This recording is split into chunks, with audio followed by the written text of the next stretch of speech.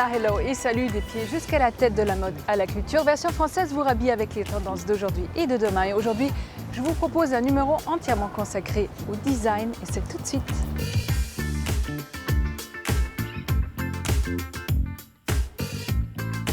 Sous les feux de la rampe, aujourd'hui, le travail de ferronnerie de la maison Puena découvert d'un savoir-faire ancestral.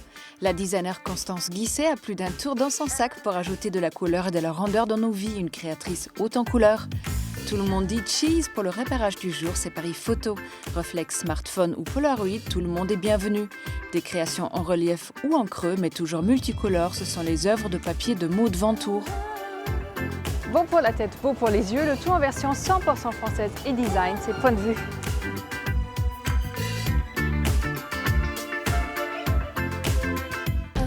Après la mode des coloriages relaxants, c'est l'origami qui fait son grand retour, aussi bien dans vos activités DIY du week-end que dans votre déco. Florigami allie objet design et amour des trophées animal friendly en créant des petites créations sous cloche. Alors pour la table du salon, plutôt boucle d'alpage ou éléphant d'Afrique. La cité radieuse, le Corbusier ou encore la maison du Fada. Autant de noms pour décrire la cité marseillaise de l'architecte Le Corbusier. Appartements, hôtels et gymnases se regroupent sous le même toit pour former une véritable ville dans la ville. Ce Rubik's Cube sur pilotis vaut le coup d'œil. Graffiti Art, le magazine d'art contemporain urbain. Graffiti, toy design et autres formes de création alternatives sont passées en revue. On y découvre techniques créatives et artistes en tout genre. Allez, on se lève du canapé et on sort de chez nous parce que notre ville aussi est un musée à ciel ouvert. Dans notre sélection affûtée, il y a les couteaux Dijon. Le principe est simple mais efficace. Ici, tout est personnalisable. Manche, lame, poids, finition. Composez à votre guise le couteau idéal. Le must, vous pouvez choisir votre modèle inspiré des grands courants de tatouage à graver sur la lame.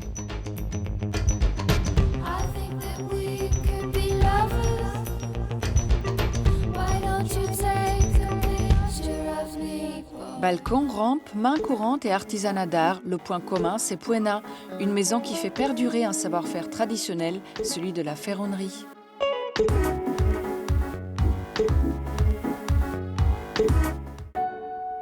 Ils font des rampes, des balcons, des luminaires, des meubles, des portes, des miroirs. Le métal, ils le chauffent, ils le tapent, ils le plient, ils le soudent, ils le polissent, ils le patinent, ils le dorent. Oui, bienvenue dans l'univers bouillonnant de la ferronnerie, dont la maison Puena est l'une des plus prestigieuses représentantes.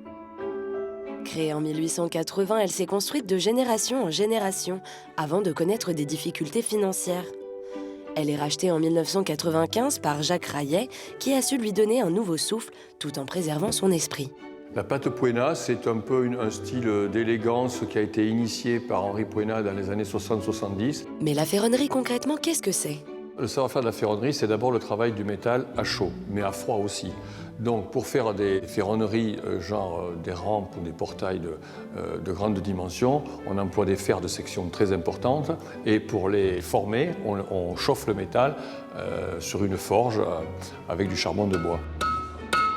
Et l'autre facette, c'est de travailler le métal à froid, c'est ce qu'on appelle un peu le repoussage manuel, où on peut faire des textures, on peut faire des feuilles, on peut faire des décors. C'est dans l'usine située à Moulins-sur-Allier qu'une vingtaine de personnes travaillent sur les différentes étapes de fabrication. Visite guidée d'une fourmilière en ébullition qui réunit plein de métiers.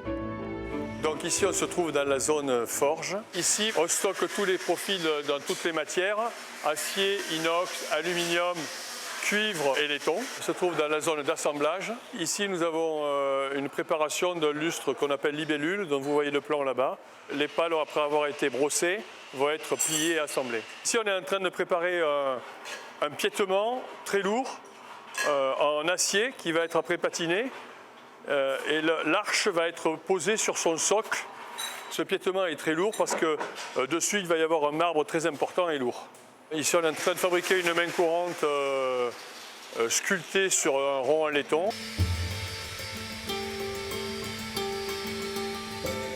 Chez Puena, notre savoir-faire, il est surtout dans la prise en compte globale du produit, de A à Z, de l'étude jusqu'à la finition. Et l'un des points forts de Puena, ce sont les finitions. Après avoir été fabriquées, les pièces sont assemblées une première fois à l'état brut pour vérifier que tout correspond au cahier des charges. Puis, c'est l'étape des finitions, comme la dorure, la laque, le vernis, le polymiroir ou la patine. On patine le métal en le baignant dans l'acide afin d'obtenir un aspect vieilli et une certaine couleur, en fonction du matériau et du temps qu'on le laisse tremper. Une fois que les différents éléments d'un produit sont finis, on l'assemble, puis il reste quelques étapes selon les objets. Puena sait aussi s'associer à d'autres savoir-faire et matières. Si c'est un luminaire, on fait le câblage électrique. Si c'est un meuble, on peut l'accessoriser avec du bois ou de la pierre, ça dépend du produit. Et tout en conservant ses activités de commande pour le sur-mesure et l'agencement des bâtiments, la marque a décidé d'évoluer. En général, les ferronniers ne sont pas éditeurs. Notre spécificité, ça a été de se lancer dans l'édition. Depuis 2003, il s'associe avec des designers et architectes d'intérieur pour lancer des collections, à l'instar de Sybille de Margerie qui a réalisé avec Puena plusieurs créations, comme la table Fusion. J'aimais bien cette idée d'avoir un peu une table sculpture qui vit par elle-même. On a créé ces pieds qui traversent en fait la table et qui créent un espèce de chemin de table naturel qui permet bien sûr non seulement d'être joli, parce qu'en fait c'est comme une sculpture, mais en même temps fonctionnel, c'est-à-dire on peut y poser des plats, on peut y poser des bougies, des fleurs. J'aime beaucoup le travail du métal et c'est vrai qu'on a cette faculté avec Puena de travailler des finitions particulières et dans ces finitions même d'avoir des couleurs particulières. L'architecte est pour nous un moteur de progrès parce qu'il nous demande parfois des réalisations qu'on n'a jamais fait, qui sont nouvelles et qui demandent en fait de l'étude et de l'innovation. Et c'est eux qui nous font progresser. Tout en respectant les règles de l'art, on utilise des moyens modernes. Voilà. Et après, à partir de là, on peut toujours creuser le sujet et ne pas arrêter soit d'inventer des patines, soit d'inventer des nouveaux procédés et d'essayer d'être créatif dans notre métier. Ainsi, la maison a su allier son savoir-faire ancestral à la modernité de ses contemporains pour se faire une place dans le monde du design et du luxe. Sa galerie située à Paris est une vitrine destinée aux architectes du monde entier. Une chose est sûre, voilà un savoir-faire qui n'a pas fini de briller.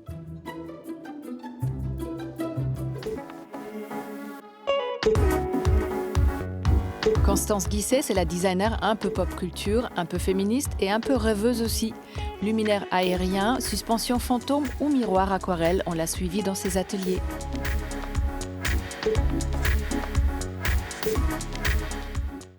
Que diriez-vous d'une virée sur la planète de la designer Constance Guisset ? Un monde fait de douceur, de couleurs et d'espièglerie où l'on trouve des tas de boules rondes colorées, un casque de Dark Vador ou une limule. Tout le monde trouve ça normal que j'ai une limule. Je me dis que quand même je vis dans un monde qui comprend mon univers. Et oui, Constance a un univers bien à elle qui nourrit ses inspirations au quotidien. Après des études prestigieuses du côté de l'ESSEC et de Sciences Po, elle s'est finalement laissée rattraper par son goût irrépressible pour la création. Et après avoir repris des études de design et un passage chez les frères Bouroulet, Constance fonde son propre studio de design, architecture d'intérieur et scénographie en 2009. J'ai pensé que je voulais être designer alors que j'avais commencé à travailler. Je voulais mettre la création vraiment au cœur de ma vie, et non plus en périphérie. Et je me suis posé la question de savoir si je voulais être artiste ou designer. Et le design me semblait plus accessible pour moi parce que j'avais une sensibilité technique, matérielle, manuelle, etc. assez forte. J'ai toujours aimé fabriquer des petits objets, faire des toutes petites conceptions, des petites mises en scène. Et donc finalement, je suis revenue à mes premières amours. Depuis, la designer enchaîne les projets et imprime sa patte rêveuse et poétique un peu partout. Tout en douceur. Je me méfie beaucoup des objets qui ont l'air tranchants. Je trouve que c'est une agression visuelle. Je pense qu'il y a une révolution par la douceur. Il y a une façon de penser les choses. Je ne suis pas là pour faire un monde de bisounours, je suis là pour faire un monde qui est juste accordé au corps. Ainsi, ces formes douces camouflent la technique de ces objets, ce qui les rend d'autant plus magiques. Autre mot-clé pour Constance, le mouvement. Je me suis rendu compte que j'attendais des objets qu'ils esquissent un mouvement réel ou imaginaire, parce que c'était une façon de lutter un peu contre l'ennui et le côté sculptural figé d'un objet. Je trouve que même si l'objet ne bouge pas réellement, l'idée qu'il puisse bouger est déjà une source de rêve. On a déjà l'idée d'un tremplin vers autre chose. Je pense à la lampe Cap, par exemple. Pour moi, c'est un objet qui est presque en train de dire « bon, j'y vais, voilà, je reviendrai plus tard » ou « je m'envole » en fait. Dans la vie de tous les jours, j'aime beaucoup les moments où on décroche, où tout à coup on se met à rêver même un quart de seconde. Et on est ailleurs, et quand on revient, on voit le monde différemment. Chez Constance, la surprise et l'espièglerie ne sont jamais bien loin. Ces objets sont des tremplins vers l'ailleurs, qui défient parfois notre imaginaire. À l'image de Duplex qui met l'oiseau face au poisson, ou de la lampe Fiat Lux qui joue avec la gravité. Et tout cet univers, c'est aussi celui d'une équipe solidaire qui travaille ensemble et parle le même langage. J'ai la chance de travailler avec une équipe qui est avec moi depuis longtemps, des personnes avec lesquelles j'ai beaucoup d'affinités. Très souvent, je rêve, je rapporte des idées à l'agence, etc. Et puis je partage en fait ces vues, ces idées, ces désirs. Je commence à les dessiner et puis c'est repris tout de suite. Parfois j'ai besoin de dire 3 mots. Tout le monde voit tout de suite très vite où je veux en venir. Du coup, toute la journée, Constance circule d'un projet à un autre, les yeux sur un plan en 3D, ici la tête dans sa maquette et là les mains dans le plâtre. En train de faire une table basse pour moustache en céramique. Et du coup, comme c'est une forme libre, c'est impossible à modéliser sur l'ordinateur. On a moulé du plâtre dans une grosse chaussette, on peut dire ça comme ça. Et du coup, on la resculpte. Et peut-être c'est pas obligé d'être plat partout, hein, c'est vraiment. Mais là, je trouve presque trop symétrique un peu partout. Tu vois ce que je veux dire? Et cette illusionniste de l'objet s'est logiquement découverte un sens du spectacle qu'elle a pu expérimenter en s'intéressant à la scénographie. Tout a commencé avec le chorégraphe Angelin Prêche-Jocage qui lui a fait confiance très vite. Puis il y a eu d'autres spectacles et de nombreuses expositions. Aujourd'hui, elle prépare l'exposition Autophoto à la Fondation Cartier. Le thème de l'exposition, c'est autophoto. Donc ce sont les liens entre l'automobile et la photographie. Et donc on a pensé cette exposition vraiment comme un circuit automobile. Ou comme une route en fait. On a vraiment l'impression dans certaines parties de se promener dans une route, de faire un road trip et de voir toutes ces photos de paysages. Parce que donc évidemment la photographie de paysage a été très transformée par l'automobile. J'ai vraiment une appétence pour le spectacle en général. Et du coup c'est un peu comme une mise en spectacle d'œuvres d'art. Constance ne compte pas s'arrêter d'explorer de nouveaux champs de création et aller vers toujours plus de surprises. J'adorerais dessiner une fusée, ça va de soi. Oh oui, comme ça elle nous emmènera sur sa planète et continuera de nous faire rêver.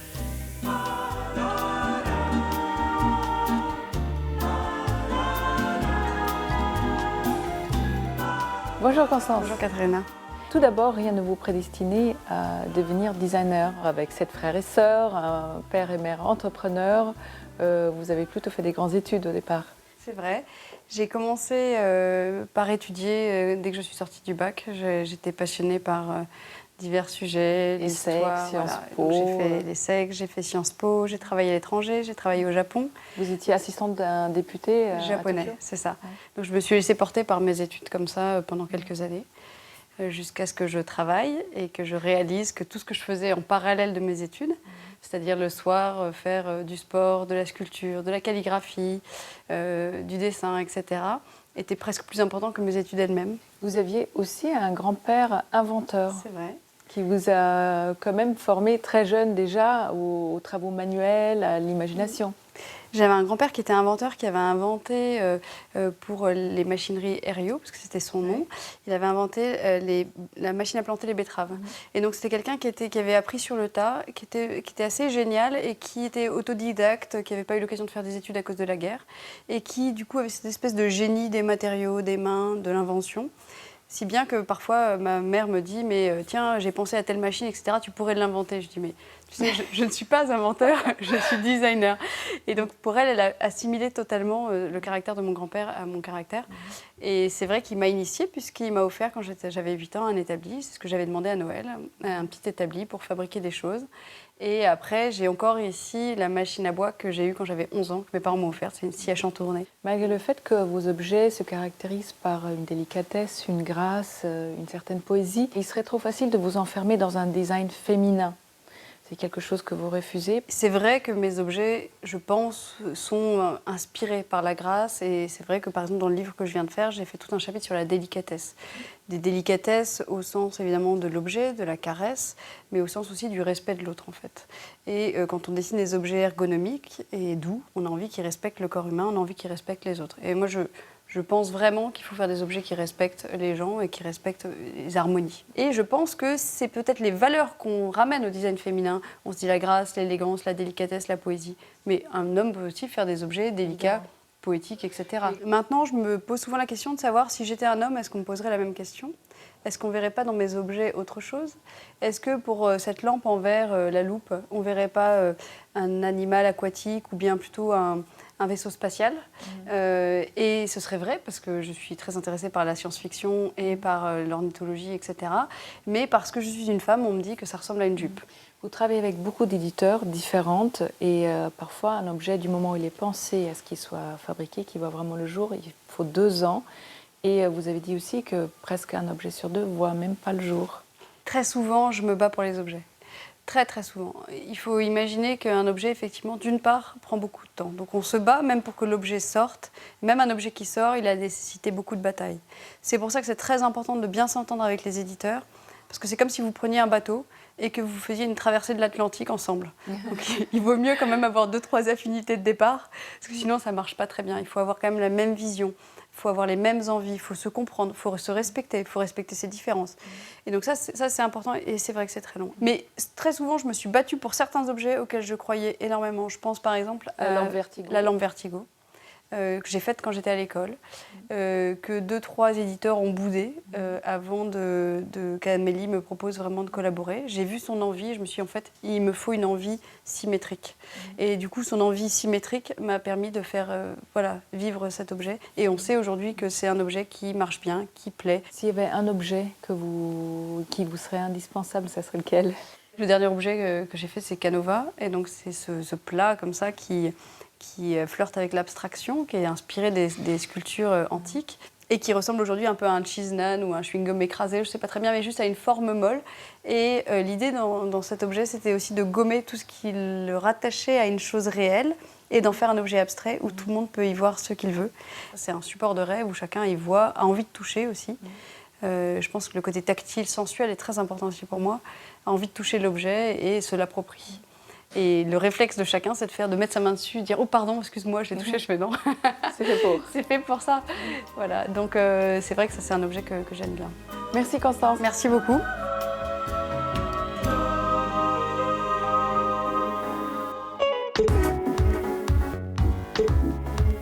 On garde tous un souvenir de Paris sur papier glacé. On vous guide dans les rues de la capitale pour vous faire découvrir les top adresses des accros de la photo. Attention, le petit Parisien va sortir.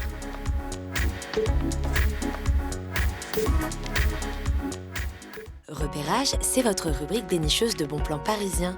Cette semaine encore, on a marché, couru, rampé, arpenté, cheminé, exploré en quête d'un Paris photo. Photographes aguerris ou simples amateurs, dégainez votre objectif et c'est parti. Apparue à la fin du 19e siècle, la photographie est une technique qui a considérablement évolué au fil du temps. Au départ pratiquée par une poignée de privilégiés, elle est aujourd'hui accessible à tous, comme ici à la Maison européenne de la photographie. Depuis son ouverture en 1996, ce centre d'exposition s'est fixé un objectif, rassembler en un seul et même lieu une grande collection de photographies contemporaines. Il n'y avait pas de maison, de musée consacré à la photographie. La photographie avait parfois des départements dans les musées d'art moderne. Mais la photographie a une histoire propre. Il était important, effectivement, d'avoir un lieu qui raconte cette histoire. Je choisis des expositions qui se complètent l'une l'autre. Par exemple, en ce moment, vous avez toute une présentation de photographes qui ont réfléchi, qui ont pensé le corps. La photographie, c'est plus que raconter une histoire, c'est susciter des émotions. On cherche à faire réagir le public, et c'est bien là le véritable pouvoir de l'image.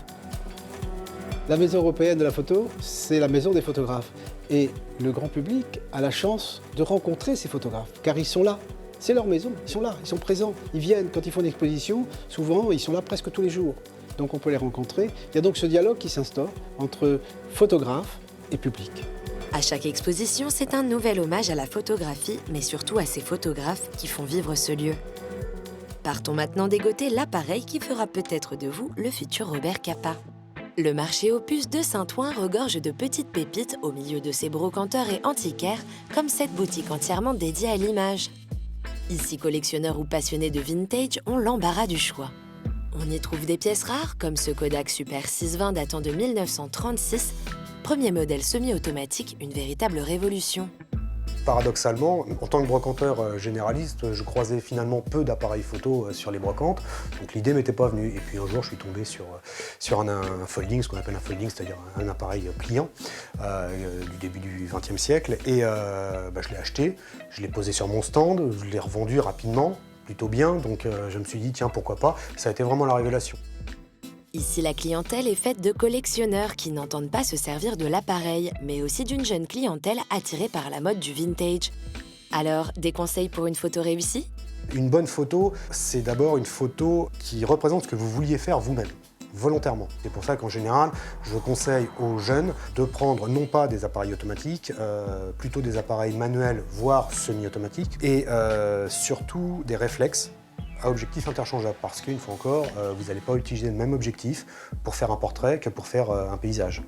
Allez, objectif en main, il ne vous reste plus qu'à vous lancer. Pour cela, direction le Palais Royal pour une initiation à la photographie de rue. L'objectif de cette balade, rappeler les bases de cette discipline qui allie discrétion et concentration, tout en explorant les quartiers historiques de la capitale. Encadré par une photographe professionnelle, l'atelier débute par le rappel d'un ensemble de règles et de conseils. ISO, balance des blancs, mesure d'exposition, aucune étape n'est occultée. Que vous possédiez un téléphone, un réflexe, un appareil numérique ou argentique, vous pouvez à tout moment pratiquer la photographie de rue. La seule chose à éviter, un matériel trop imposant pour mieux se fondre dans le décor et être au plus près de l'action. Maintenant que la photographie n'a plus de secret pour vous, il ne vous reste plus qu'à laisser place à votre imagination. Et c'est dans la boîte.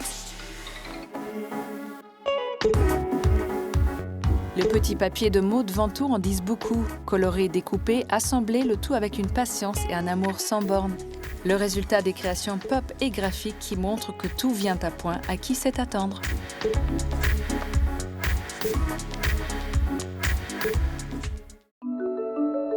Créer des œuvres avec des feuilles de papier colorées, quelle drôle d'idée! En volume, en couleurs, superposés, les petits papiers de Maud Ventoux ont quelque chose d'intrigant, d'hypnotique même. J'ai débuté mon parcours artistique par une première année aux Beaux-Arts. Et ensuite, j'ai bifurqué vers les arts appliqués, notamment l'école du Perret, qui est spécialisée en textile. Et moi, j'ai choisi une spécialité textile matériaux surface. Et au sortir de l'école, je me suis lancée directement en freelance. Et j'ai monté du coup mon propre studio. Certains choisissent la peinture, d'autres le dessin ou la sculpture. Maud, elle, préfère travailler le papier, uniquement le papier. Des papiers européens, des papiers japonais, chacun avec leurs particularités. Je travaille avec le papier parce que c'est une matière qui offre vraiment beaucoup de possibilités en termes de développement, de volume, de graphisme. Il y a beaucoup de gammes de papiers différents avec des grammages, des textures, des couleurs qui offrent vraiment une possibilité infinie de développement et de production. Ça, c'est des réalisations que j'appelle les triangles parce qu'elles sont composées d'énormément de morceaux de papier qui sont pliés, puis collés les uns à côté des autres pour créer vraiment un dégradé de couleurs en passant par le maximum de couleurs possibles, en allant du jaune vers le rouge, en passant par le violet, le vert, vers le noir, etc. Oui, parce que la couleur, c'est un peu la patte de Maud. Des couleurs vives, franches et joyeuses que l'on retrouve dans la plupart de ses œuvres. Une très belle gamme de couleurs peut vraiment changer la donne. Si je faisais tout en blanc, ce serait très beau. Le blanc est toujours très pur, ça fonctionne très bien, mais vraiment, la couleur porte une valeur ajoutée, selon moi. Et ensuite, c'est le papier et le volume en fait, que je peux lui donner. Ce qui fait qu'au final, on a des œuvres qui ont un certain volume, sur lesquelles je peux marquer plus ou moins les ombres et les lumières. Et c'est ça qui crée vraiment le côté un peu original, je dirais. Un côté original qui a séduit les plus grands. Annick Goutal, Guerlain, Yves Saint Laurent, pour n'en citer que quelques-uns. Alors comment ça se passe, la collaboration avec les marques? Il n'y a pas vraiment de règles en fait, chaque marque travaille d'une façon différente. Des fois c'est beaucoup plus libre, ça peut être une carte blanche et du coup une collaboration, comme j'ai fait pour Adidas ou pour Gap. Et des fois c'est vraiment orienté vers le produit, il y a un cadre avec un thème que je dois respecter et essayer de vraiment trouver l'idée la plus intéressante, la plus originale pour vraiment mettre en valeur le produit.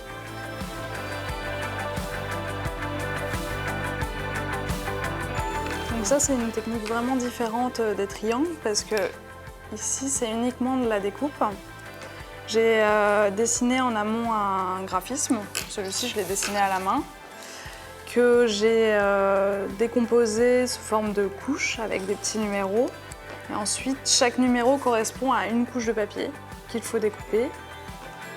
Et le tout assemblé redonne ce graphisme, mais en volume et en couleur. Et vous l'avez peut-être remarqué, mais aucun papier n'a été peint. Il y a une raison particulière à ça. J'utilise uniquement des papiers teints dans la masse. Ça veut dire que je ne les peins pas. j'utilise vraiment ceux que les papetiers me proposent. Parce que ce qui m'intéresse, c'est vraiment que la surface soit colorée, mais également les tranches de papier. Ce qui fait que quand on regarde une œuvre sur le côté, on a tout ce caméléon de couleurs, et je le trouve aussi intéressant que vu de face. Ce qui fait que quand on va regarder là légèrement de profil, on va voir toutes ces stries de couleurs, toutes ces bandes de couleurs. Et bien voilà, tout s'explique. Désormais, les petits papiers de Maud n'ont plus aucun secret pour vous. Enfin presque.